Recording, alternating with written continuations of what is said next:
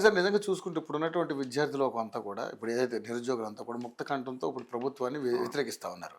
So కాకపోతే ఇక్కడ BRS పార్టీయో లేకపోతే ఇంకో బీజేపీయో వీళ్ళు అనుకుని నడిపిస్తుందని ప్రభుత్వం రకరకాలుగా వాళ్ళకి ఎలిగేషన్ చేస్తారు ఉంటుంది. ఉన్నాను. కానీ ఏదేమైనప్పుడు కూడా సరే వాళ్ళు సపోర్ట్ తీసుకుని ఉండొచ్చు.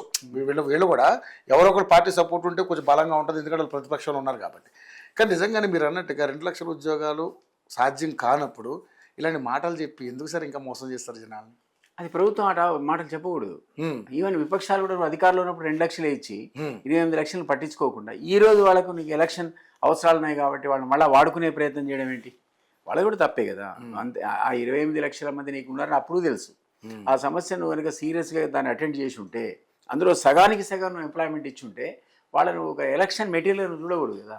ఈ రోజు మీరు అన్నట్టు విపక్షాలు వాడుకుంటాయంటే మరి అవకాశం ఉంటే వాడుకుంటే రాజకీయం కోసం ఏం చేస్తుంది? రాజకీయం కదా. రాజకీయం చేసే ప్రయత్నం వాళ్ళు చేయగలిగింది ఏం లేదు కదా. ఊరికే గొడవ చేయడం, వాళ్ళని వాడుకొని ధర్నాలు చేయించడం, ప్రభుత్వాన్ని అతలాకుతలం చేయడానికి ప్రయత్నం చేయడమే తప్ప వాళ్ళు ప్రాక్టికల్గా అధికారంలో లేరు కాబట్టి ఏమి పైసా పని కూడా చేయలేరు నిరుద్యోగులకి. లిప్ సింపతి తప్ప. ఆ లిప్ సింపతి ఏమవుతుంది? ఆ కారణం చేత నిరుద్యోగులు కూడా అంత ఈజీగా ఈ అపోజిషన్ ట్రాప్లో పడకూడదు. పడకుండా ఒక కన్స్ట్రక్టివ్ వేలో వాళ్ళు ప్రెషర్ పెట్టాలి, ప్రభుత్వాన్ని నిలదీయాలి, ఎట్లా మాకు అవకాశాలు ఇస్తారని అడగాలి. గవర్నమెంట్ ఆఫ్ ఇండియా అనేది కూడా బాగుంది. గవర్నమెంట్ ఆఫ్ ఇండియా కూడా స్కిల్ మీద యాక్చువల్లీ నేను ఏ పార్టీకి అయితే ఇక్కడ అధ్యక్షుడిగా రాష్ట్రీయలోకి తెలుపుకున్నానో మా మంత్రి స్కిల్ మంత్రి కూడా కాబట్టి ఆయన తలుచుకుంటే అన్ని ఇండస్ట్రీస్లో స్కిల్ కోసం ఆయన మొన్న వచ్చాడు. పాపం నేను జాబ్ మేళా కండక్ట్ చేసాం, దానికి చీఫ్ గెస్ట్గా వచ్చాడు. ఏకకాలంలో 2500 ఉద్యోగాలు ఇచ్చాము ఒక సింగిల్ డేలో walk-in interviews. Government of India తరఫున స్కిల్ మినిస్ట్రీ వీళ్ళందరూ 2000 ఇస్తే మేము ఒక 600 ఉద్యోగాలు ఇచ్చాం. 2600 జాబ్స్ సింగిల్ 1 డేలో ఇచ్చాం. అది చిన్న పని. అది లక్షల మందిలో 2500 ఎంత? సో ఇవి ఇంకా ఎక్కువ జరగాలి. వాళ్ళ పిల్లలను ఎన్రోల్ చేసి మా వాళ్ళు స్కిల్కి తీసుకెళ్ళారు 2000 మందిని. రాబోయే రోజుల్లో ఒక 6 నెలల్లో వాళ్ళ దగ్గర జాబ్ కూడా వస్తుంది.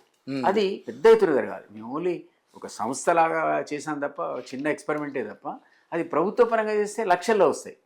మాలాంటి వాళ్ళు మీలాంటి వాళ్ళు చేస్తే వేలల్లో వస్తాయి. అది కాదు, ఈరోజు లక్షల్లో ఉద్యోగాలు కావాల్సిన అవసరం ఉంది.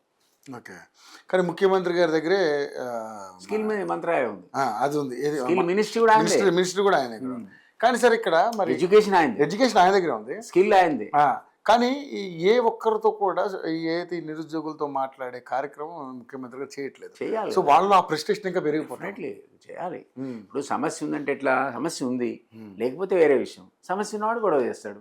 గొడవ చేసినప్పుడు నువ్వే నీ షాక్ అయినప్పుడు నువ్వు పోవాలి. నువ్వు ఇందిరా పార్క్ పోయి మాట్లాడరు, లేదా డెలిగేషన్ పిలుచుకొని మాట్లాడాలి ముఖ్యమంత్రి కాబట్టి. సార్ వాళ్ళ అధికారంలో రావడం కోసం అయితే రకరకాల మాట్లాడి ఏమన్నారు, టీ తాగిన సేపు కాదన్నారు. అప్పుడు రకరకాల జీవోల విషయంలో ఇక ఇట్లా ఉంటుంది మరి పరిస్థితి. ఇప్పుడు అధికారంలోకి వచ్చినాక ఇదే ప్రాబ్లం. వాళ్ళకి వేరే ప్రాధాన్యత వేరే ఉంటాయి.